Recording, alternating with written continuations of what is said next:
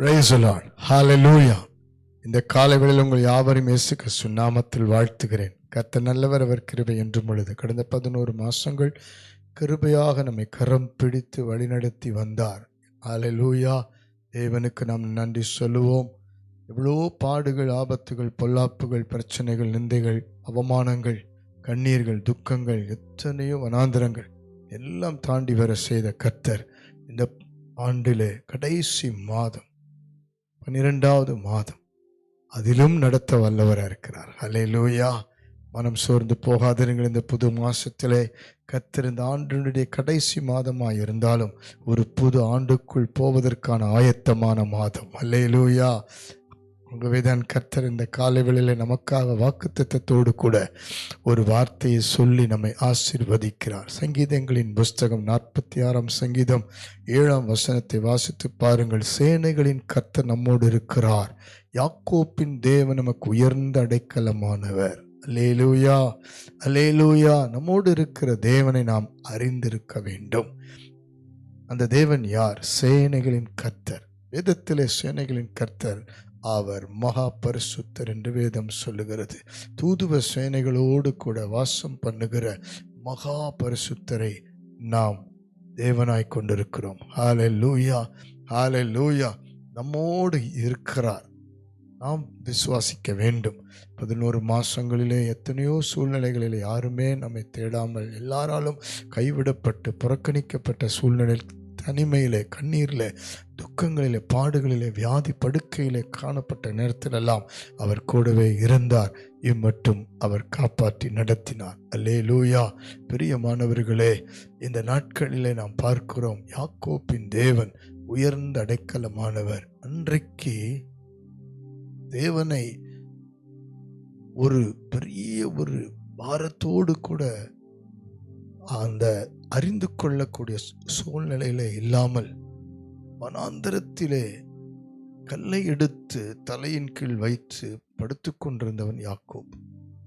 அவனுக்கு என்ன செய்வது, எங்கு போவது என்று தெரியாத சூழ்நிலையில தான் அவன் தன் தாய் தகப்பனை விட்டு தன் சகோதரனுக்கு பயந்து ஓடி வருகிறான். அந்த நேரத்தில் தான் ஆண்டவர் அவனுக்காக வானத்தை திறந்து மகிமையான வாக்குத்தத்தங்களை கொடுத்து அவனை ஆசீர்வதிக்க சித்தம் கொண்டார். கவலைப்படாதிருங்கள். இதுவரைக்கும் உங்கள் வாழ்க்கையில் எத்தனையோ வனாந்தர சூழ்நிலைகள், பயமுறுத்தப்பட்ட சூழ்நிலைகள், தனிமையின் சூழ்நிலைகள், உங்களுடைய எதிர்காலம், பிள்ளைகளுடைய காரியங்கள், பிள்ளைகள் எதிர்காலம், உங்களுடைய கையின் பிரயாசத்தின் சூழ்நிலை எல்லாமே இத்தனை நாட்கள் எல்லாம் வெறுமையாய் போயிருக்கலாம். ஒன்றுமில்லாத வனாந்தரம் போல் இருக்கலாம். கலங்காதிருங்கள்.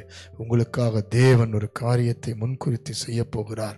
அந்த யாக்கோபை 20 ஆண்டுகள் பட்ட கஷ்டங்களிலிருந்து விடுதலையாக்கி அவனை திரும்ப வரப்பண்ணி ஆசீர்வாதமாய் மாற்றினதினால் அவனுக்கு யாக்கோப்பின் தேவனாய் தேவன் வெளிப்பட்டார். யாக்கோப்பின் தேவன் அவருக்கு அடைக்கலமாய் இருந்தார்.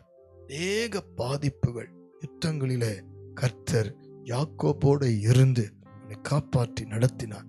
தேவ சேனை, தூதுவ சேனைகள் யாக்கோபோடு இருந்தது. கவலைப்படாதிருங்கள். இந்த நாட்களிலே கர்த்தர் கூட இருப்பார். தொடர்ந்து 31 நாட்களும் அவரை நம்பி இருப்போம், விசுவாசித்திருப்போம், அவரை சார்ந்திருப்போம், அவரைக்காக நாமை ஒப்பு கொடுப்போம்.